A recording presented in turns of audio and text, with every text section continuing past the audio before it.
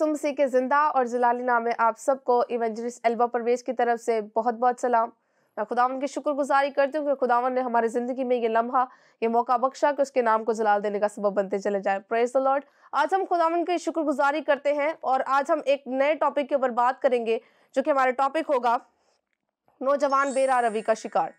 आज हम अपने पास्टर से कन्वर्सेशन में इस टॉपिक से रिलेटेड क्वेश्चन करेंगे और खुदावन की रहनुमाई को लेते हुए, पाकरू को वेलकम करते हुए हम आज कुछ क्वेश्चंस जो है वो जब पूछेंगे तो खुदावन का शुक्र अदा करते हैं एडवांस ही में कि खुदावन हमारी रहनुमाई करेगा और बिल्कुल ये शो हमारे लिए, हम सब के लिए और जितने देखने वालों के लिए, हम सब के लिए बाइस से बरकत होगा। आमीन। सो इसी तरीके से मैं अपने गेस्ट पास्टर अर्नेस्ट को वेलकम करती हूँ। Welcome pastor ji. Praise the Lord. कैसे हैं आप? वेरी ब्लेस्ड, खुदा के फजल से। Hallelujah, praise the Lord. आप इंट्रोडक्शन करवा सकते हैं अपना? मेरा नाम पास्टर अर्नेस्ट जॉन गिल है और खुदा का शुक्र है कि खुदा की खिदमत को हम सर अंजाम दे रहे हैं जगह बजगह जाकर।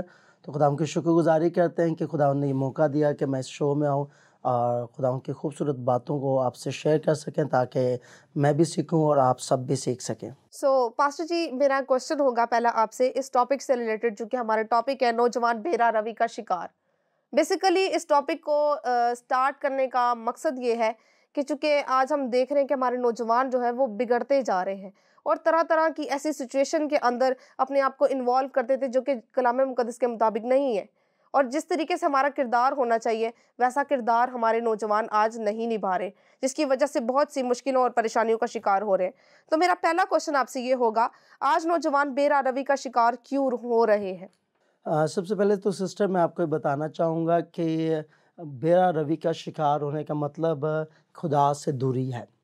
जब हमारी खुदा से दूरी होती है, हम खुदा से अलग होते हैं, हम खुदा की पनाह में नहीं होते, तो फिर दर हकीकत दुनिया की नजासत, दुनिया की चीज़ें हमें पकड़ लेती हैं, घेर लेती हैं। मेरी सोच ये कहती है कि ज़रूरत इस चीज़ की है कि आज हमारे नौजवानों को, अगर वो चाहते हैं कि इस बेरा रवि से बच जाएं, तो फिर वो खुदा की हजूरी में आएँ, वो खुदा की पनाह में आएँ ताकि वो इस बेरा रवि से, इस गुमराही से बच सकें। क्योंकि कलाम मुकद्दस में लिखा है कि इस जहाँ का खुदा अबलीस है, और हम जब इस बाइबल मुकद्दस की इस आयत पर गौर करते हैं, जहाँ का खुदा अबलीस है जो अक्लों और सोचों पर पर्दा डाल देता है। तो इस तरह आज हमारे नौजवानों की सोचों और अक्लों पर पर्दा पड़ चुका है ताकि वो हकीकत को जान ही ना सकें, और जब हम हकीकत को नहीं जानेंगे तो फिर हमारी ज़िंदगी बेरा रवि की तरफ ही गामजन होगी। बिल्कुल पास्टर जी, आपने बिल्कुल बहुत अच्छा आंसर दिया और बिल्कुल ऐसा ही है कि खुदावंद से दूरी जब होती है तभी लोग जो है वो बेरा रवि का शिकार होते हैं।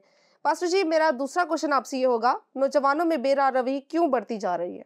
नौजवानों में बेरा रवि बढ़ने के जो अंदेशे हैं वो ये हैं कि दुआ ना करना, कलाम को ना पढ़ना और जिस्मानी अशियों के पीछे भागना। जैसे फॉर एग्जांपल मैं इस बात को ज़रूर सामने रखूँगा कि मोबाइल फ़ोन, जी। उसकी वजूहत ये है कि सेल फ़ोन जो है वो अच्छी चीज़ है, एक अच्छी प्रोडक्ट है, हम उसे अच्छा इस्तेमाल करें तो अच्छा है।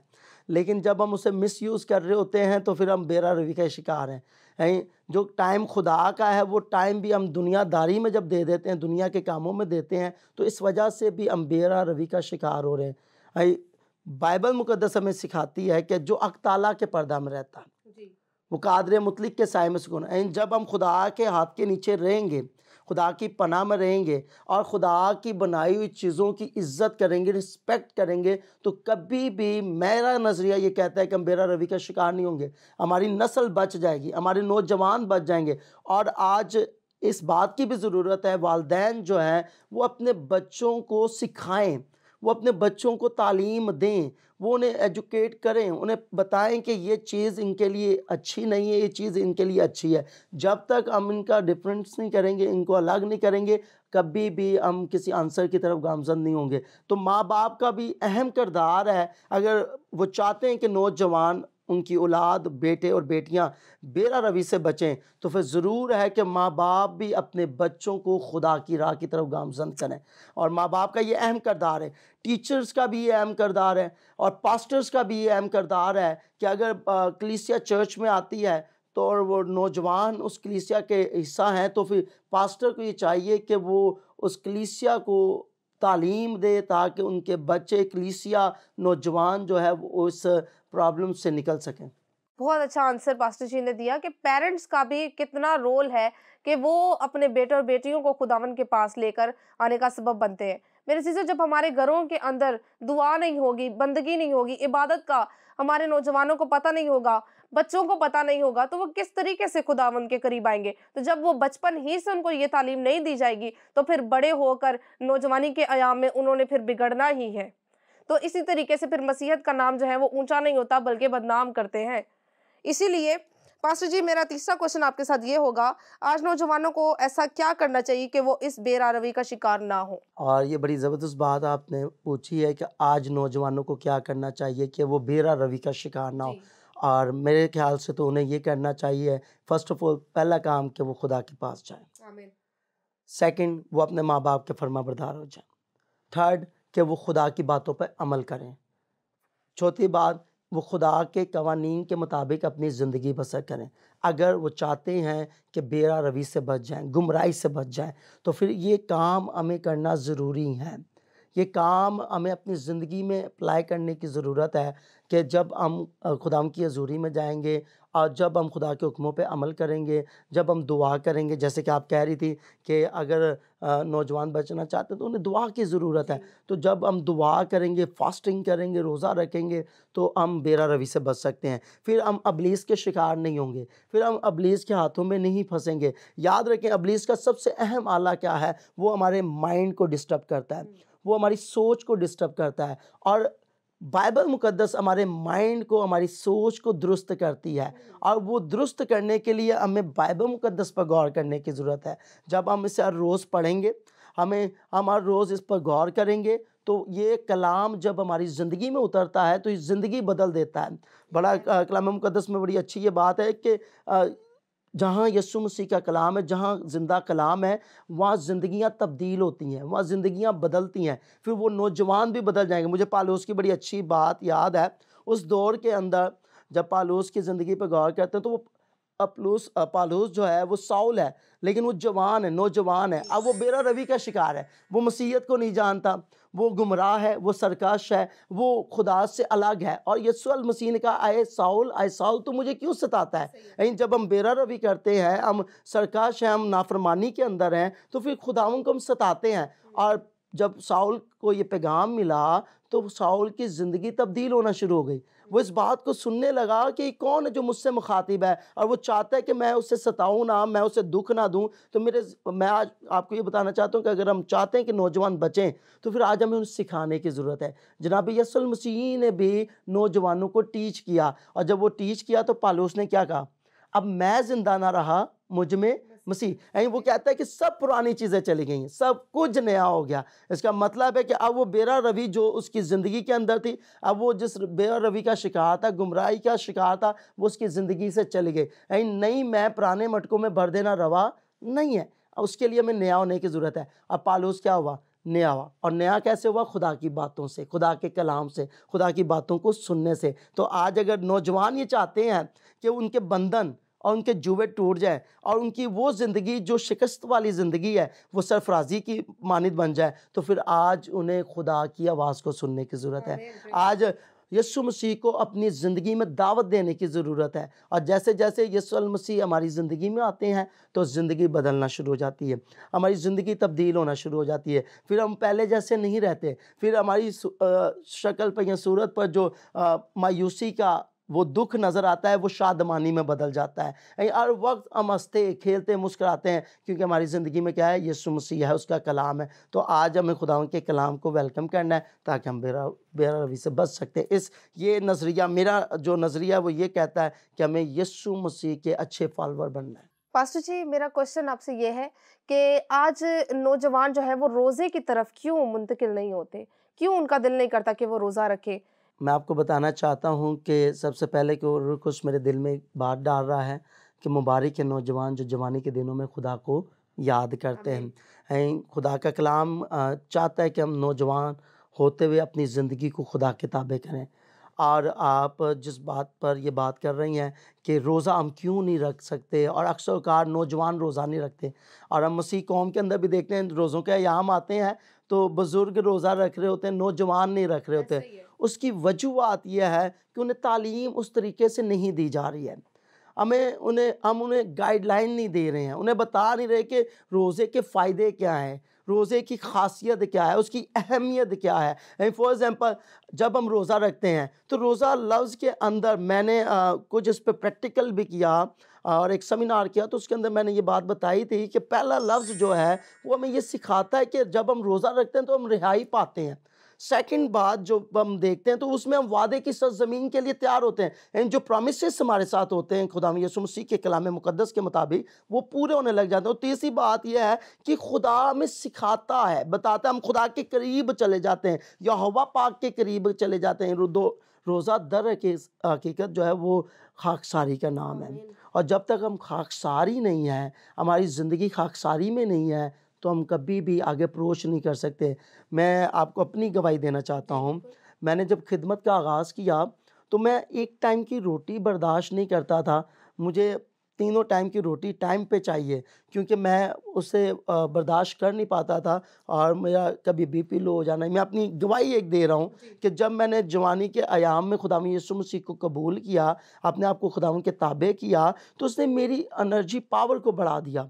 मैं जब रोज़ा रखता, मैं जब खुदा की पनाह में आता, तो खुदा मुझे कुव्वत देता, तक़वियत देता, ज़ोर देता। फिर खुदा अपने कलाम के वसीला से अपने लोगों पर अपने रहम को जारी करता है। और जब हम रोज़ा रख कर उसकी हज़ूरी में जाते हैं तो मैं आपको ये बताना चाहता हूँ कि ज़िंदगी बदलना शुरू हो जाती है। आप बहुत खुदा के करीब चले जाते हैं, बहुत ज़्यादा करीब चले जाते हैं रोज़ा रख कर, क्योंकि रोज़ा एक ऐसा अमल है कि खुदा से आपको गुफ्तगू करना बड़ा ईज़ी है। रोज़ा एक ऐसा सिग्नल है जो ड्रॉप ही नहीं हो सकता। अगर आप देखें कि मौसम ख़राब हुआ हो तो मोबाइल्स के सिग्नल ड्रॉप हो जाते हैं, लेकिन रोज़ा के अंदर ठहर के हम जब दुआ कर रहे होते हैं, हमारे सिग्नल कभी भी ड्रॉप नहीं होते हैं। इतना ये पावरफुल सिग्नल होता है कि आप खुदावन के साथ जुड़ जाते हैं और खुदावन आपकी आवाज़ को सुन रहा है। मुझे याद है बाइबल मुक़द्दस के अंदर जब मैं यूहन्ना पर गौर करता हूँ, नाफरमान था।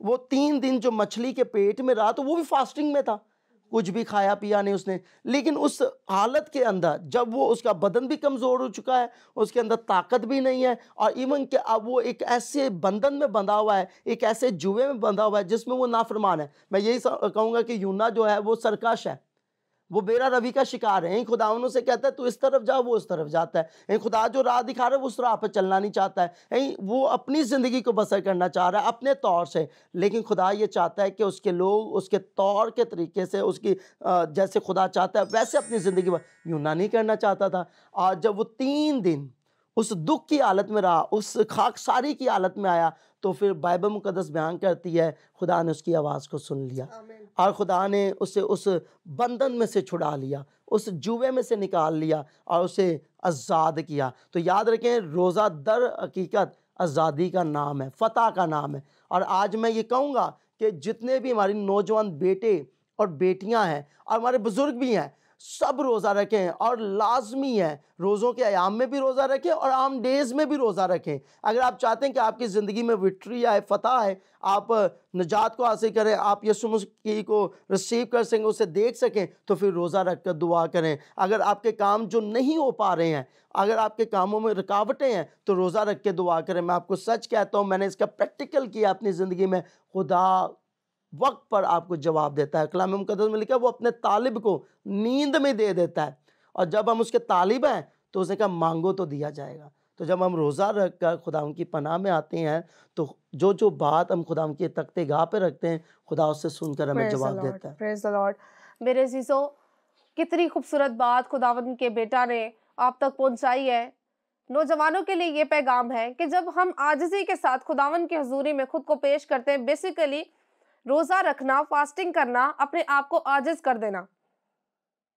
तो मेरे अज़ीज़ों, जब हम अपने आप को आजिज़ कर देंगे तो खुदा यही चाहता है कि हम आजिज़ी के साथ खुदावंद की हजूरी में सजदा रेज़ हों। और जब हम उसकी हजूरी में सजदा रेज़ होंगे, तो जो आपके दिल की मुरादें हैं, इवन जो काम आपके नहीं हो रहे होंगे, जब आप रोज़ा रखेंगे तो खुदावन उनको भी कर देगा। हालेलुया। खुदावन इस चीज़ को बहुत पसंद करता है जब हम फास्टिंग करते हैं, जब खुदावन के लिए हम रोज़ा रखते हैं या फिर खुदावन के लिए अपने आप को मारते हैं, कूटते हैं। क्यों करते हैं? ताकि हम आसमान की बादशाही के वारिस बन सके, ताकि हमारे अंदर कोई कमी है, कमज़ोरी है तो वो जाती रहे। हालेलुया। पास्टर जी, जैसे कि आपने बहुत अच्छे आंसर्स दिए हमें, अब मुझे ये बताइएगा कलाम मुक़द्दस की रोशनी में नौजवान खुद को किस तरीके से महफूज कर सकता है? कलाम मुक़द्दस की रोशनी में नौजवान खुद को कैसे सेव कर सकता है, और मैं आपको बाइबल मुक़द्दस से कुछ आयात के मुतल्लिक सिखाता हुआ छोटे शॉर्ट लफ्ज़ में इसे बताऊंगा। पहली बात, ज़बूर नवीस में लिखा है, ज़बूर 91 में, कि जो हक़ ताला के पर्दा में रहते हैं। अगर आप महफूज होना चाहते हैं तो पहले तो आपको खुदा की पनाह में। ज़बूर 84 में लिखा है कि अबारीक के लोगों ने खुदा के मज़बा के पास अपने घोंसले डाल लिए। हमें खुदा के मज़बा के पास रहने की ज़रूरत है, खुदा की हज़ूरी में।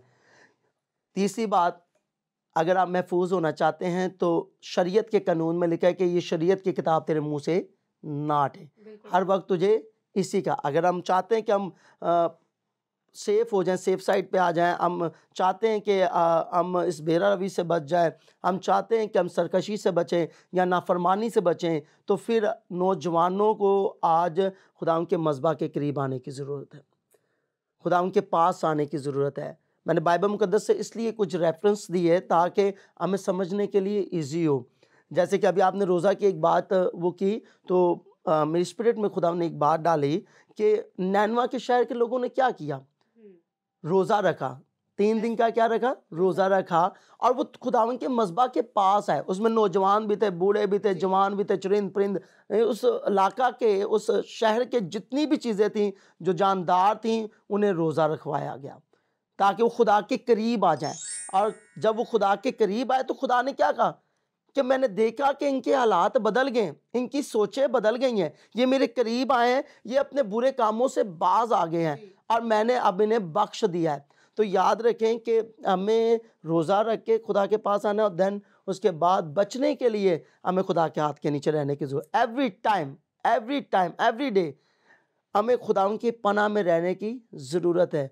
यही क्योंकि कलाम मुक़द्दस में ये बात हमें नज़र आती, आए थके मांदे बोझ से दबे हुए लोगों सब मेरे पास आओ, मैं तुम्हें आराम दूंगा। यही अपना सारा बोझ मुझ पे डालो और मेरा जुआ नरम और मुलायम ले लो। यही हम जब उसके पास आते हैं तो हमारे बोझ को हल्का करता है, वो हमारे अंदर से उन चीज़ों को निकाल देता है, और वो वेस्टिंग चीज़ें जो हमारी ज़िंदगी को बर्बाद कर रही हैं उन्हें निकाल कर डस्टबिन में डाल देता है, और वो ताजगी वाली चीज़ें जिसकी हमें ज़रूरत है वो हमें देना शुरू कर देता है। पास्टर जी, मुझे ये बताइएगा आज खुदा इंसान से क्या चाहता है, शॉर्ट वर्ड्स में? मैं तो ये बताना चाहता हूँ कि आज खुदा इंसान से ये चाहता है कि खुदा के करीब आए। बस खुदा यही चाहता है कि उसके लोग उसके पास आएँ, और खुदा की ये नीड है। अगर खुदा ये ना चाहता तो अपने बेटे को ना भेजता। खुदा इंसान को, ह्यूमन बीइंग को, बनी हुई इंसान को बचाना चाहता है, और बचने के लिए हमें उसके पास आने की ज़रूरत है। पास्टर जी, मुझे ये बताइएगा कि शैतान ने किस तरीके से आज नौजवानों के ज़हनों को कंट्रोल किया हुआ है? हाँ जी, ये तो मैं ज़रूर लाजमी बताऊँगा कि पहली बात तो सेल फ़ोन जो है वो अच्छी चीज़ है, एक अच्छी प्रोडक्ट है, हम उसे अच्छा इस्तेमाल करें तो अच्छा है। लेकिन जब हम उसे मिसयूज़ कर रहे होते हैं तो फिर हम बेरा रवी का शिकार हैं। जो टाइम खुदा का है वो टाइम भी हम दुनियादारी में जब दे देते हैं, दुनिया के कामों में देते हैं, तो इस वजह से भी हम बेरा रवी का शिकार हो रहे हैं। चूँकि सेल फ़ोन इतना स्टडी नहीं करने देता जितना रात भर हम सेल फ़ोन यूज़ करते रहते हैं। हाँ जी, मिसयूज़। सोने के टाइम पर भी हम सेल फ़ोन यूज़ कर रहे हैं। अगर घर में कोई काम हो रहा है तब भी अक्सर कार मैंने ये अपनी लाइफ में देखा है कि अब कोई बात कर रहा हो तो मैंने नौजवानों का हाथ में देखा है कि उस सेल फ़ोन को कंटिन्यू यूज़ कर रहे होते हैं। तो मेरे ख्याल से ये खुदा के करीब नहीं आने दे रहा। मेरा जो नज़रिया ये कहता है वो ये खुदा के करीब नहीं आने देता। इसलिए खुदा ये चाहता है कि हर चीज़ को लिमिट में रखें। जी, लिमिट में रखें। अगर हम लिमिट क्रॉस करते हैं, कोई भी मेडिसिन हो या सेल फ़ोन हो, कोई भी चीज़ हो, वो हमारे लिए नुकसान का बाइस है। पास्टर जी, मुझे बताइएगा हम किस तरीके से बेरा रवी के शिकार लोगों को उनका रेशो जो है वो कम कर सकते हैं? बिल्कुल, ये तो मैं आपको कलाम मुक़द्दस ये कहता है कि उन्हें अगर बचाना है तो फिर उनके पास जाने की ज़रूरत है।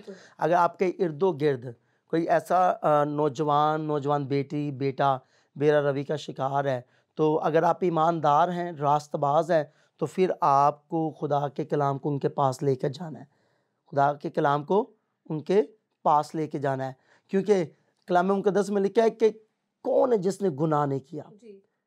क्योंकि हर गुनाहगार शख्स यीशु के पास जब जाता है तो उसके गुनाह माफ़ होते हैं।